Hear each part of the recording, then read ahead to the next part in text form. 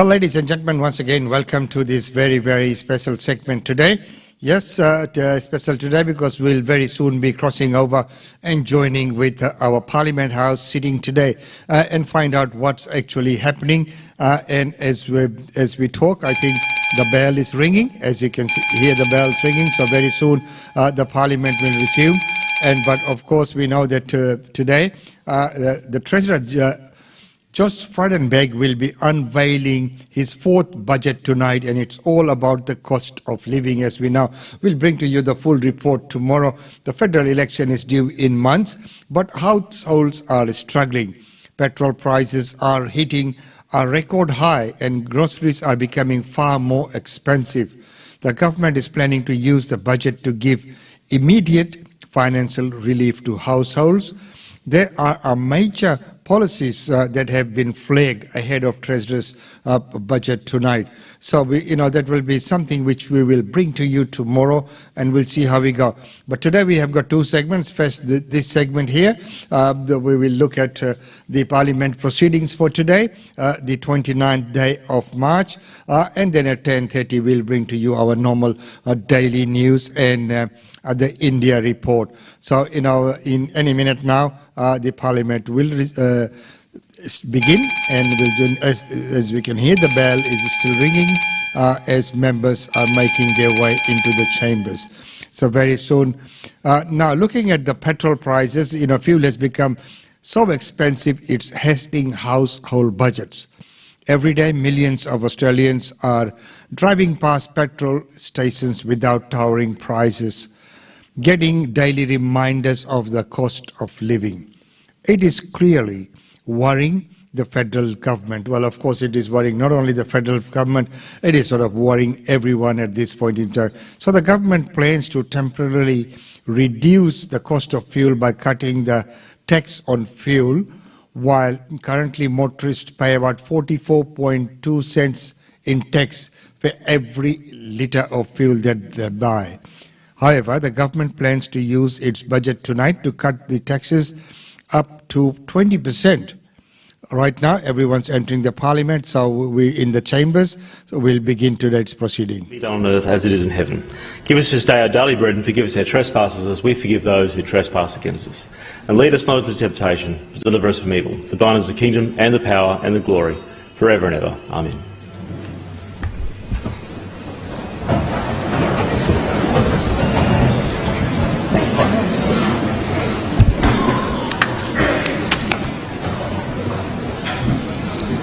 The Speaker is calling the House to the order. Honourable members, I respectfully acknowledge that we are sitting today on the land of Aboriginal people and pay my respects to elders past and present.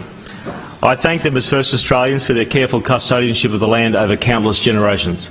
We are indeed fortunate in this country to have two of the world's oldest continuing living cultures in Aboriginal and Torres Strait Islander peoples, whose lands, winds and waters we all now share.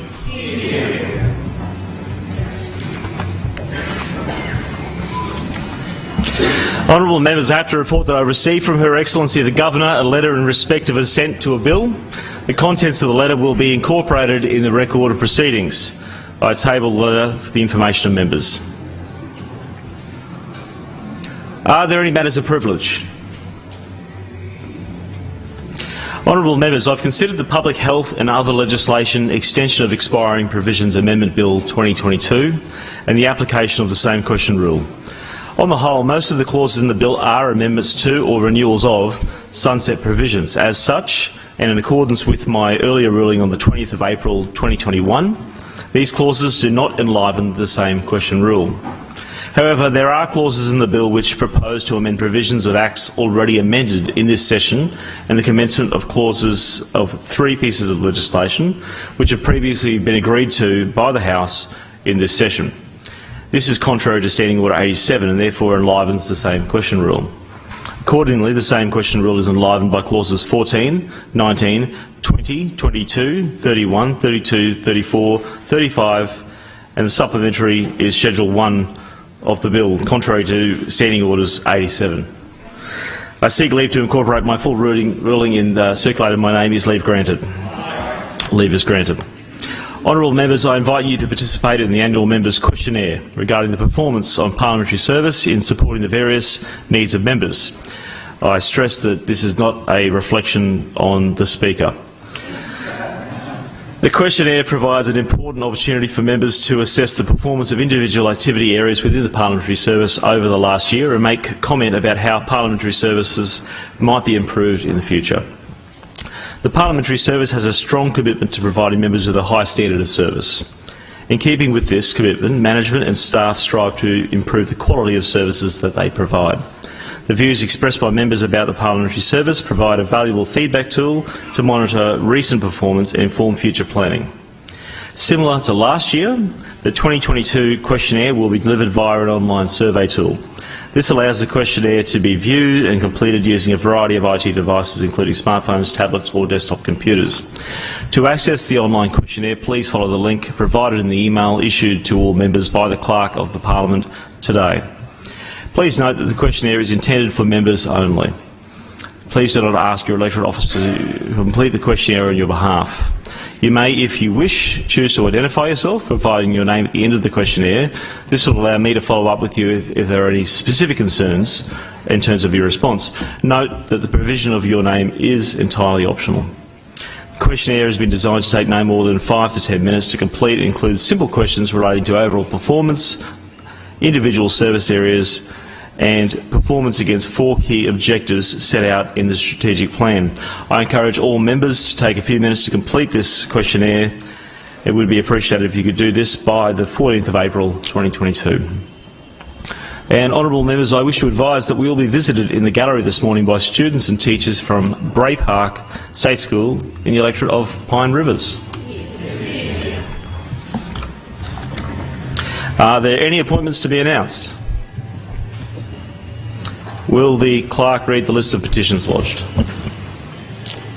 The following honourable member has lodged a paper petition for presentation. Dr Robinson from 108 petitioners requesting the House to do all in its power to cause the reinstatement of state government support which will enable the Homeless United program to continue its vital work in assisting vulnerable homelessness. The following honourable members have lodged e-petitions which are now closed and presented. Mr Crandom from 1,139 petitioners requesting the House to ensure the construction of a PCYC in Pimpama, Ormo, Coomera. Mr Bennett from 250 petitioners requesting the House to support the Bundaberg Regional Council to develop a staged master plan redevelopment of the Innes Park and Coral Cove foreshore. Mr D'Amato from 711 petitioners requesting the House to cause the construction of a turning lane off the Bruce Highway to the 5 Mile Creek swimming hole and 5 Mile Creek Road and to increase road signage on this section of the Bruce Highway. The following lodged petitions sponsored by the Clerk are now closed and presented. 1,854 petitioners requesting the House to replace the vaccine mandate with a suitable regime of rapid antigen testing. 801 petitioners requesting the House to remove any provisions in the Animal Care and Protection Act that would permit the use of electronic dog collars on a dog and implement legislation to prohibit the use of electric or e-collars. 618 petitioners requesting the House to ban the use and sale of choke dog collars. 785 petitioners requesting the House to ban the use of prong dog collars. Notifications and tabling. So I call the clerk. I inform the House of the tabling of certain papers in accordance with the notification and tabling of papers document emailed to members. Are there any ministerial papers? Are there any ministerial notices of motion? Are there any ministerial statements? I call the Honourable the Premier. Thank you very much, Mr Speaker. Mr Speaker, once again a vast area of our state has been lashed by wild weather. I'm advised heavy rain continues to be a risk around the Gold Coast and the Scenic Rim this morning. Multiple locations on the Gold Coast recorded more than 200 millimetres of rain since 9 a.m. yesterday. Talabudra received 347 millimetres, Burleigh Waters 296, South Stradbroke 293, Gold Coast Seaway 292, North Stradbroke Island 266, Coolangatta 232 and Binnaburra 120. Emergency alerts were issued for some of these areas. Mr Speaker, they've since been cancelled, but the warning remains to be alert for flash flooding.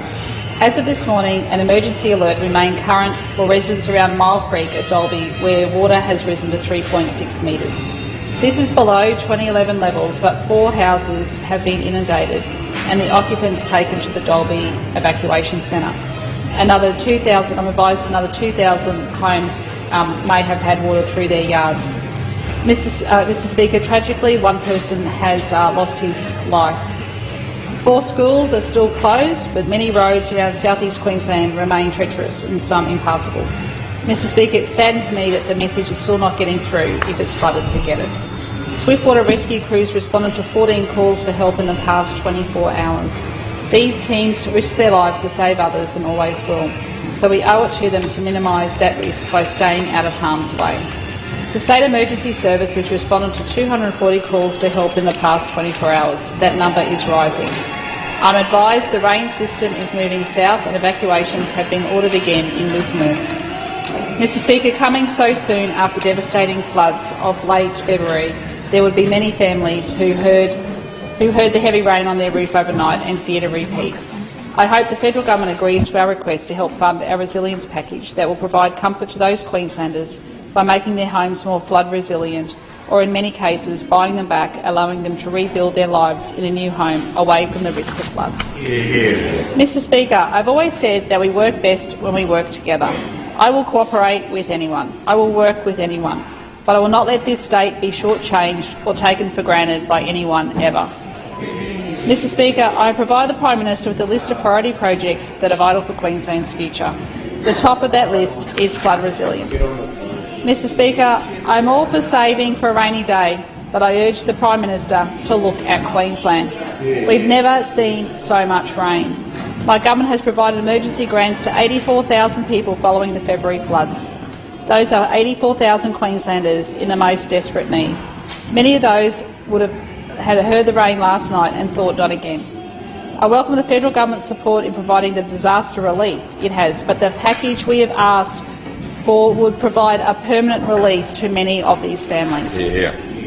Mr. Speaker, our $771 million resilience package is essential, it is necessary, and it deserves to be funded here in Queensland.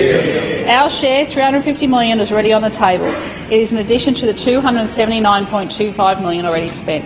A matching contribution of $350 million from the federal government in tonight's budget is not a lot, especially compared with the billions announced in the past few days. Mr. Speaker, Queenslanders pay their taxes, and I'm asking for some of this to come back to Queensland. Along with every other state government, we are asking for a 50% contribution from the federal government to help meet the health and hospital needs of our growing population. This is also backed in by the AMA. President Dr Chris Perry said this week the funding increase would stop a shortage of hospital beds.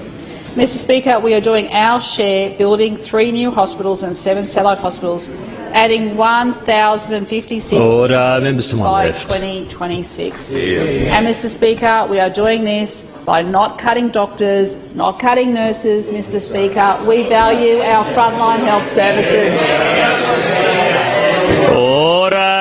Member for Nanango, next week the Minister and I are out there opening the new refurbished Kingaroy. Order, Member for Nanango. This government delivering for Kingaroy, Mr. You can thank us later. Not the LNP, this government.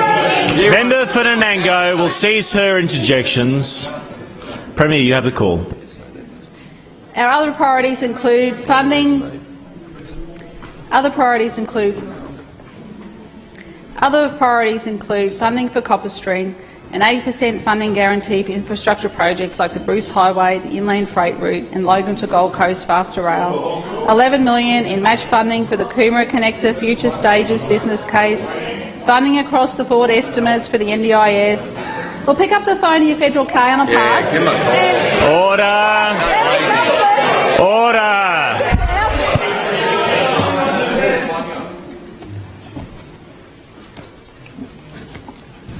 Premier would assist the House if you were to not direct your comments at other members directly. You have the call. Thank you. A commitment to develop a national plan for women's economic security. Funding to extend the national partnerships on family, domestic and sexual violence. More funding to support the National Skills Agreement. Real dollars to address housing affordability. a commitment to jointly fund projects under Queensland's nation-leading renewable energy and hydrogen jobs initiative. This is what Queensland needs in tonight's budget. Mr Speaker, Queensland does more than its fair share. When the federal government turned its back on us, we funded Cross River Rail on our own to the tune of $5.4 billion, with a detailed business case. That far-sighted decision helped us to win the Olympics by demonstrating an integrated transport system already under construction. Each year, our state generates 18.2% of Australia's gross domestic product. Queensland doesn't just want its fair share, Mr Speaker. Queensland deserves our fair share. Billions announced this week include projects for which there is no business case. Bitter experience teaches us that the federal government can announce funding that won't be delivered until the budget, after the budget, after the budget, after the next budget. Queensland deserves its fair share now, and I will always fight for Queensland's fair share. Mr Speaker, in 3,769 days, Queensland will host the opening ceremony of the 2032 Olympic Games. It will be followed by the Paralympic Games. These will be the biggest single transformational events in our state ever. Just last week, I signed an agreement with the federal and local governments on a city deal triggering $1.8 billion worth of investment in key infrastructure across the south-east. Mr Speaker, it is important to emphasise none of it is built for the Games. It is built in time for them. 2032 is a deadline all levels of government are working towards, moving projects off the drawing board and into our lives sooner. Mr Speaker, it's estimated winning the Games will generate more than $8 billion in social and economic benefits for Queensland.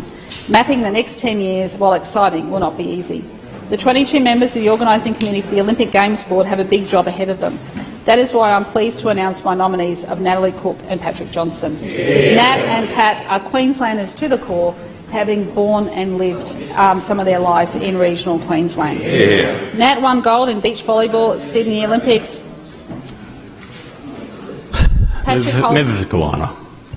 Patrick holds the record as the fastest man to run the 100-metre sprint. Both were born in North Queensland. Both were recommended as part of a worldwide search. They joined myself and the Deputy Premier on the board to ensure the commitments I made to the IOC are delivered. Mr Speaker, 5 more directors will be selected from that worldwide search, and they will be agreed to by myself and the Prime Minister. The first meeting of the board will be held next month in April. And, Mr Speaker, as part of the powerful Legacy Committee, which will draw from people right across Queensland, I have nominated that the Minister for Sport, Minister Hinchcliffe, will chair this very important body that will see some of the best and brightest in our state, Mr Speaker, on that board. Mr Speaker, these nominations...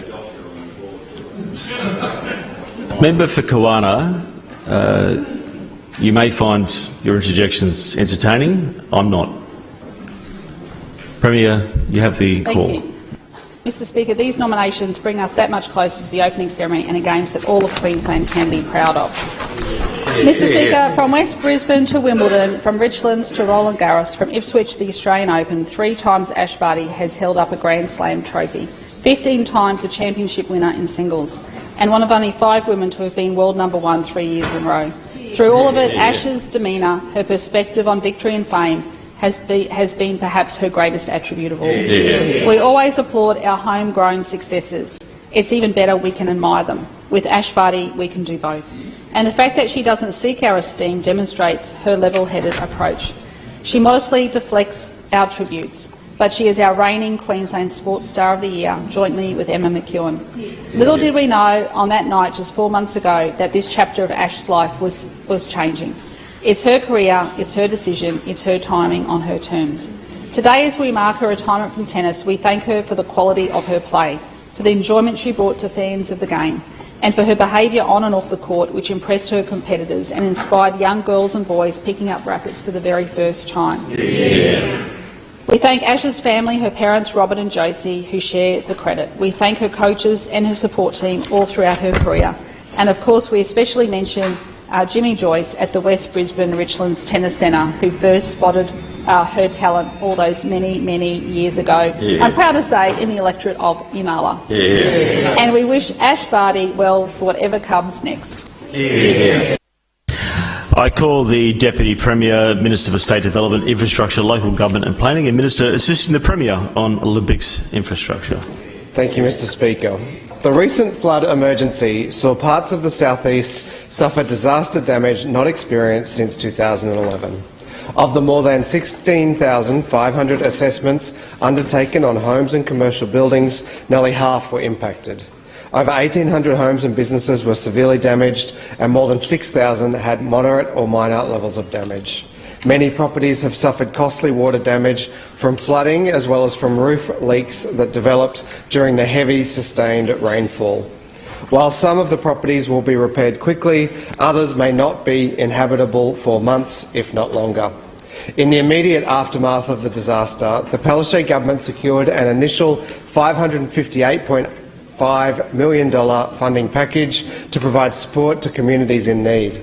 Grants of up to $75,000 for primary producers, up to $50,000 for affected small businesses and not-for-profit organisations, and $20,000 for sporting and community clubs were made available.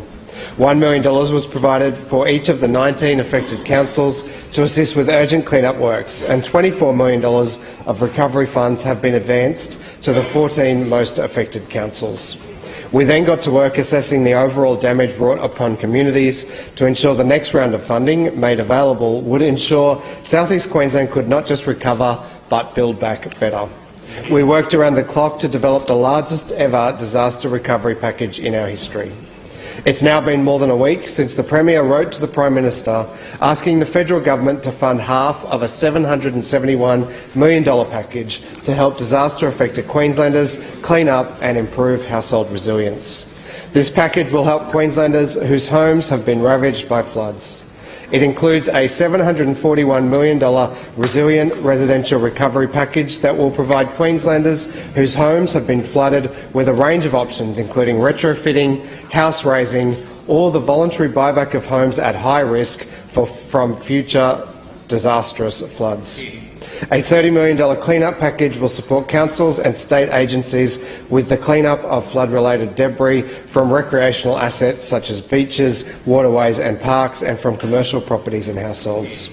We will also lift the structural assistance grants from $14,600 to up to $50,000 for eligible Queensland households to assist those with significant structural damage to their homes. The current proposal has been with the PM for over a week and the clock is ticking. This is a program that has the potential to change people's lives who have been affected by these floods. Queenslanders are resilient, and Queensland families don't just want to patch over the damage done by the floodwaters. They want to raise their homes, make them stronger and build their resilience to flooding in the long term. People who are right now trying to work out their next steps in repairing, rebuilding and moving back to their homes need to know if the Morrison government is going to support them. The Palaszczuk government have committed to fund half of this extraordinary disaster funding package. We need tonight's federal budget to deliver the other half. It's time the Morrison government stopped shortchanging Queensland and Queenslanders. We need the federal government to work with us to continue Queensland's recovery so that we can build back better. I call the Treasurer and Minister for Trade and Investment. Speaker, Queensland is the growth engine of the Australian economy. People across the nation look at Queensland and, Speaker, they like what they see. They like our nation-leading response to COVID-19 and the remarkable economic recovery that it has enabled. And they like it so much they are moving here in droves. In its October 2020 budget, the Morrison government predicted net interstate migration to Queensland would be 22,000 people across a 12-month period. At that time, it seemed an extraordinary figure. But according to ABS data released earlier this month, for the year to September 2021, net interstate migration to Queensland hit 40,000. Speaker, that growth means that the needs of our state are growing faster than the rest of the country. The need for roads, for schools and for hospitals. Our government recognises those needs, which is why we are delivering our $50 billion infrastructure guarantee over 4 years. Tonight, we need the Morrison government to recognise the growing needs of Queensland and to finally give Queensland our fair share. As our population grows and ages, we need Scott Morrison to commit to a 50-50 funding split for health. That will help get aged care and NDIS patients out of public hospitals and into the care and the community that they deserve. We need Scott Morrison to properly fund primary health care, the level of healthcare for which the Commonwealth is principally responsible, so GPs can be the first port of call for sick Queenslanders.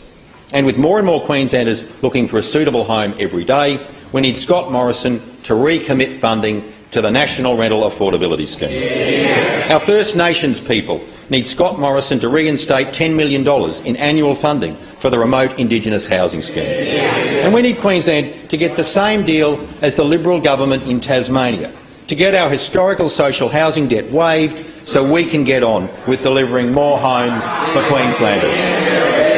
Speaker, with severe weather warnings in place across Queensland and accepted science showing we will have to deal with more natural disasters, we need Scott Morrison to match our national natural disaster funding arrangements. This is not something to be delivered for the 2032 Olympics. It's not something to be promised for the federal election after this one. This is money needed urgently, today and tomorrow, to fix the homes of at-risk Queenslanders or to allow them to move someone else if the risk is too great. Following our lead, we welcome the federal government's commitment of $1.12 billion to get the Currabee to Beenleigh faster rail project done. Speaker, that's a rail project with a business case. And we need Canberra to get on board and back Copper Stream, the generational project that will connect our growing Northwest Minerals province to the electricity grid and allow further growth for those regional communities out to Mount Isa Member for for decades to come. Sorry. Off integrity, hasn't she? It didn't take long to get her off integrity. Treasurer. Member for Maroochydore, you know that comments should be directed through the chair. You're warned of the standing orders. Treasurer, you have the call. Speaker, tonight's budget will no doubt contain updated projections on Queensland's surging population growth. But what it must contain is Scott Morrison's clear commitment to back growth in Queensland and to give Queensland our fair share. Member for Maroochydore, you can leave the chamber for 1 hour. Understanding Order 253A. I've simply given you a warning and you've completely disregarded it.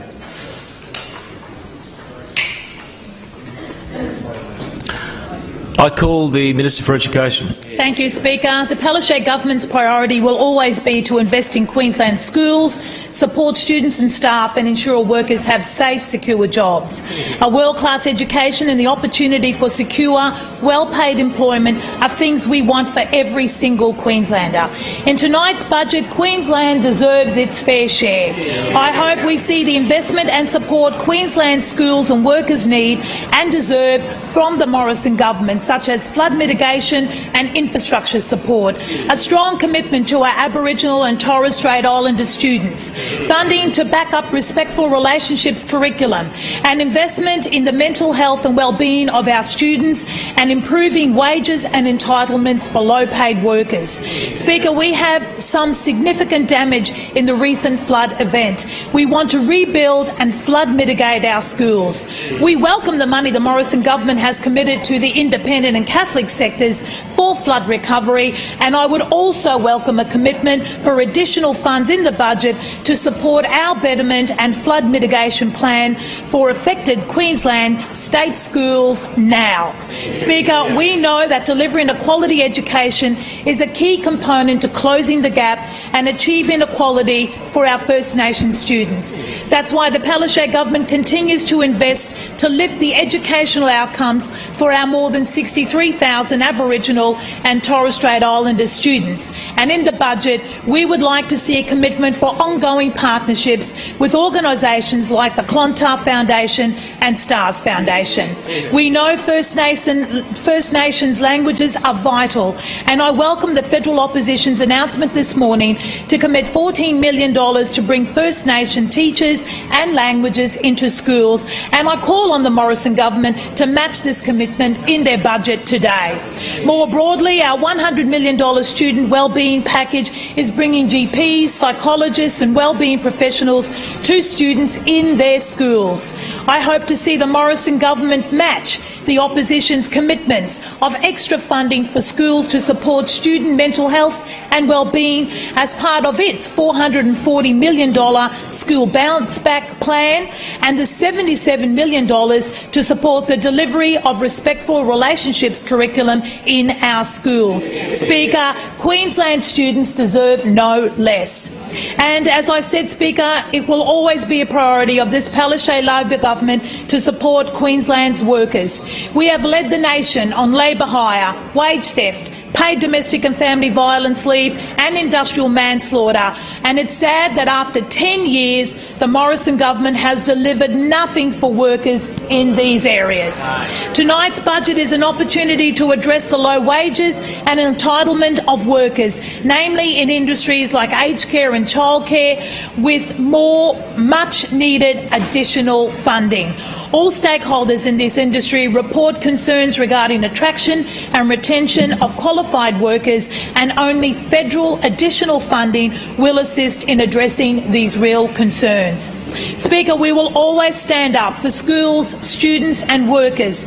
And Speaker, let's see if the Morrison government will finally step up and do the same and deliver Queensland's its fair share. I call the Minister for Health and Ambulance Services. Thank you, Mr Speaker. Mr Speaker, tonight is an opportunity for the Morrison government to give us our fair share of health funding for Queensland.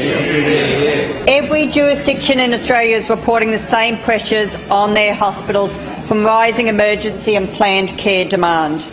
This exponential increase in demand has been exacerbated by the pressures associated with COVID-19, but they predate the pandemic. These pressures have been intensified by a sustained underinvestment by the Commonwealth in all facets of our healthcare system since 2013, whether it be primary care, hospital funding or investment in our mental health services. The measure of success for tonight's budget is whether it addresses entrenched underinvestment. It is long past time when the long-agreed and long-delayed commitment to deliver 50 split on health activity was to be honoured. When he stands up tonight, that commitment to our national health system should be Josh Frydenberg's top priority. I'm also calling on the Commonwealth Government to lift its arbitrary imposition of a 6.5% cap on its funding for health activity. And there needs to be a genuine strategy to ensure that aged and disabled Queenslanders are getting access to accommodation rather than living in a hospital bed.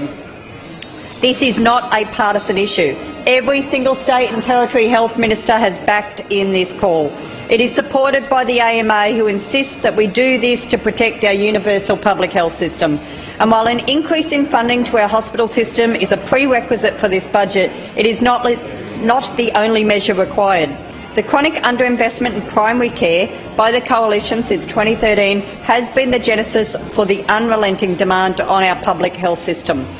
The inability for Australians to get a bulk billing GP leads them straight to the doors of our public hospitals. The barriers to doctors becoming and remaining GPs has been commented on by the Royal Australian College of GPs and the AMA. Tonight's budget should map out a plan to reverse the years of neglect shown by the Coalition government. It could start by finalising and funding the primary health care 10-year plan, along with an attraction and retention strategy for young GPs. Mr Speaker, the decision of the Morrison government to cut funding on the National Partnership Agreement on dental services by 30% since 2015-16 has had a significant adverse impact on the ability of Queenslanders to access the dental care they need. Tonight's budget must include a commitment to reverse that cut and restore funding to the delivery of dental care and return to a longer-term funding model beyond the yearly extensions currently in place. A substantial proportion of the increase in demand in our emergency departments has been due to the increasing presentation of patients with mental health conditions. It is imperative that tonight's budget includes further investment in this vital area of health service delivery.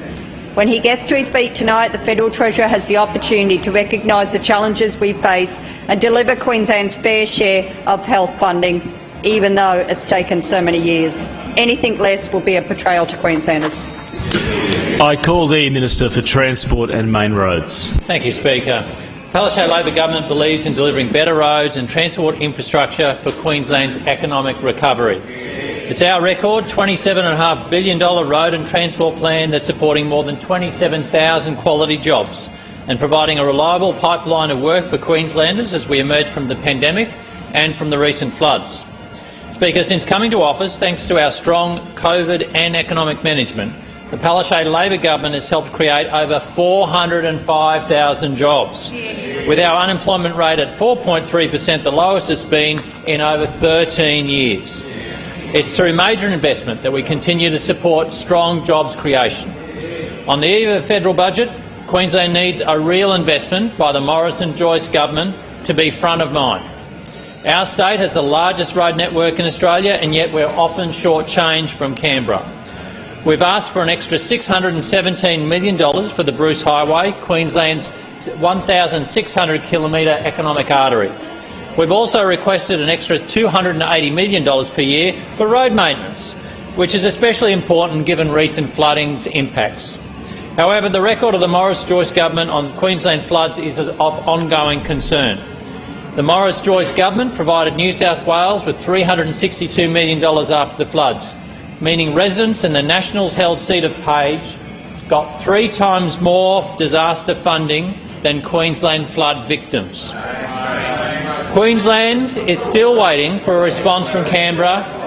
We are still waiting for a response from Canberra on the joint funding package of $771 million extraordinary assistance package to help Queensland flood victims recover through buybacks, through house lifting and building back better. Queensland deserves our fair share, yet all we've heard is silence from Canberra and those opposite.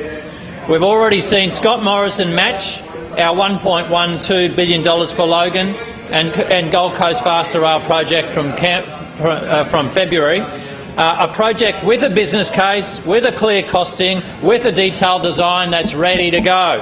The federal LNP splashed some cash for the Camcost corridor on the Sunshine Coast. Just like Hells Gate Dam, where the PM committed $5.4 billion, the Camcost corridor is yet to have a completed business case. In fact, not even a preliminary evaluation. So the funding figure has been invented for the federal election. Geelong Fast Rail got a Scott Morrison election promise in 2019 for $4 billion for a $10 billion project. And I'll take the interjection from the Premier. How's that going? And what happened there? Not a shovel in the ground, Mr Speaker, after the Morrison government de-scoped the project. They de-scoped the project after the election. So the devil...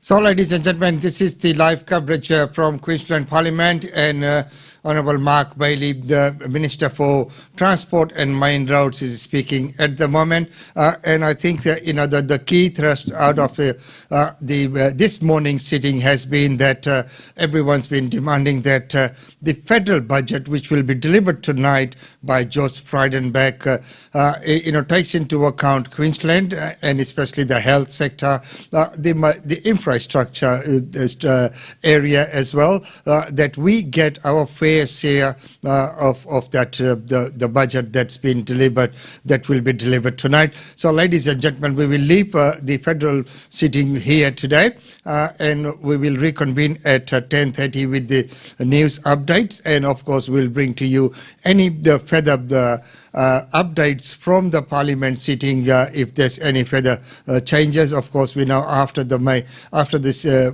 members have been heard, then they will all go into the question time. So the key addresses have been made. The key address by our Premier has been made. So moving on. So right now, Honourable Megan Scanlon, ALP member for Cavan, is making the statement, and Minister for Environment and the Great Barrier Reef. Let's just hear what she has to say. Committed to action on climate change, and that is what we are doing to support that community. I visited the Barron Gorge hydroelectric power station to see how Australia's first publicly owned renewable... In the background is Minister Leanne Renard. ...local jobs and creating cheaper energy prices. I announced climate action grants to help community groups and not-for-profit organisations reduce their emissions and their power bills at the same time. And I visited businesses like Cardzilla, where our EcoBiz partnership with CCIQ is helping small and medium businesses to do the same. I also visited Parramatta State School, who are part of our Advancing Clean Energy Schools program that has allowed them to install solar panels. They're one of 800 schools across Queensland. And, of course, our $2 billion Renewable Energy Fund is supporting significant projects like the Caban Wind Farm, which will form part of the North Queensland Renewable Energy Zone. I'm proud to be a part of a Palaszczuk government that is protecting the Reef, its $6 billion economy and the 60,000 jobs it supports. It's an investment that is not only helping to support more jobs in regional Queensland, it's also helping to address the biggest threat to the Reef, climate change. And with the world... So biggest threat to the reef, the climate change. Of course, there's many things that we can do. There are certain things which are beyond our control as well. Nature has its own ways as well. We have the cyclones, the floods, then our environmental events that do take place as well. Of course, we humans contribute a lot to what's happening there. So, ladies and gentlemen, as I said before, we will leave this the Parliament proceedings here for now.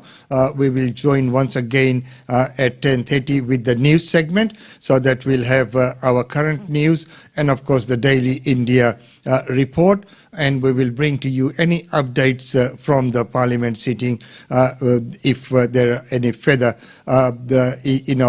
points that have been raised, things that we sort of need to bring out to your attention.